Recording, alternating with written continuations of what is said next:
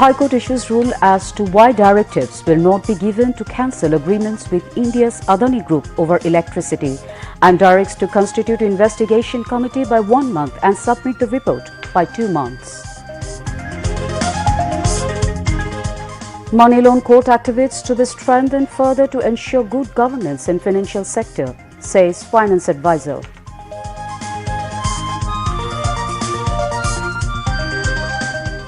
All criminal cases filed to suppress student-led movement between July 1st and August 5th have been withdrawn, says law advisor.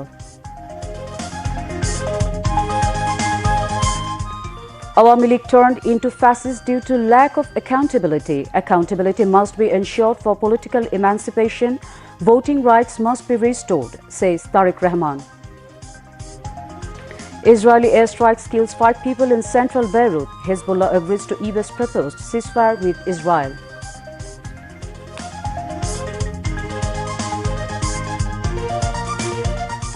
And Croatia claim a place in UEFA Nations League quarter-finals by 1-all draw with already qualified Portugal. Assalamu alaikum. This is Nazin Khalek Zubair welcoming you all to News at 10. You have just heard the highlights. Now move on to the details. The High Court has issued directives to form a high-level investigation committee to re-evaluate all the agreements with India's Adani Group over electricity. International energy law experts have to be included in the committee.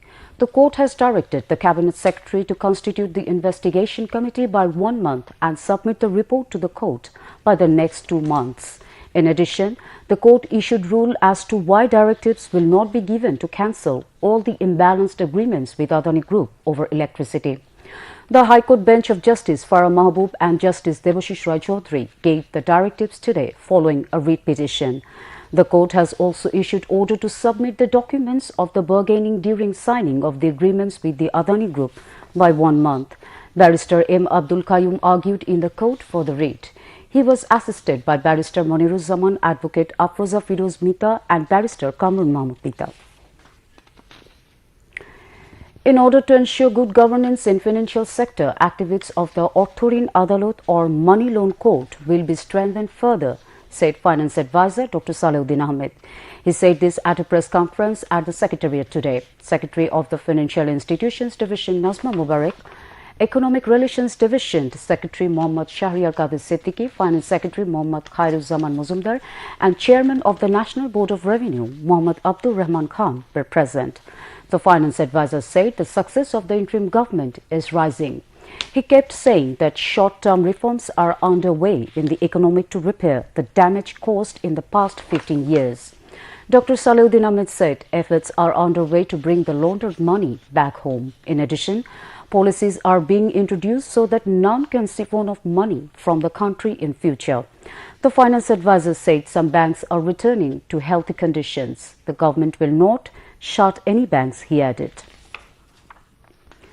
The draft for the amendments to the International Crimes Tribunal Act, including a provision to ban political parties, will be placed at the Advisory Council meeting tomorrow. Law, Justice and Parliamentary Affairs Advisor Professor Dr. Asif Nazrul said this at a briefing at the Secretariat today.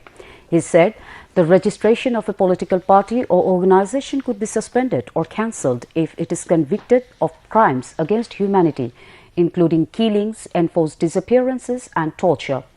The law advisor went on saying that all criminal cases filed during the anti-discrimination student movement between July 1st and August 5th have been called off. In addition, all the cases filed under the Cyber Security Act will be cancelled. However, the cases relating to hacking and cyber crimes will stay, he added. A Commonwealth delegation led by Assistant Secretary General Luis Gabriel Franceschi met with Professor Ali Riaz, head of the Constitution Reform Commission, at the Commission's office today. During the meeting, Professor Riaz briefed the delegation on the Commission's ongoing initiatives and plans concerning constitutional reform. Luis Franceschi assured full cooperation in advancing the reform agenda by expressing the Commonwealth's unwavering support. Professor Riaz reiterated the Commission's commitment to completing the reforms within the stipulated time frame. The delegation included Dinusha Panditaratne, Commonwealth Advisor and Head of Asia Governance and Peace, Professor Michelle Scobie, Advisor and Head of Governance, Nancy Kanayako, Legal Advisor of the Law Development Division, and Shartuk Roy, Assistant Research Officer. Mohammad Abdullah Al Mamun, Director of International Organizations at the Ministry of Foreign Affairs, represented the Foreign Ministry during the meeting. Head of the Commonwealth delegation, Luis Francisci, said that Commonwealth expects a free, fair, transparent and neutral election in Bangladesh. He came up with the observation today while briefing journalists after a meeting with Election Reform Commission Chairman Badiul Alam Muzumdar at Election Commission Bhavan in the capital's Agargaon. Badiul Alam Muzumdar said it was a fruitful discussion with the Commonwealth delegation.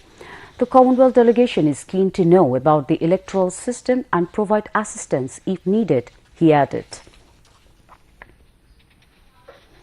BNP acting chairman Tariq Rahman said Awami League turned into a fascist due to the lack of accountability. He also said accountability must be ensured for political emancipation, voting rights must be restored. Tariq Rahman made the comments in his virtual speech at a workshop titled 31-Point Outline for Structural Reform and Public Involvement at Institute of Diploma Engineers Auditorium in the capital's Kakrail today.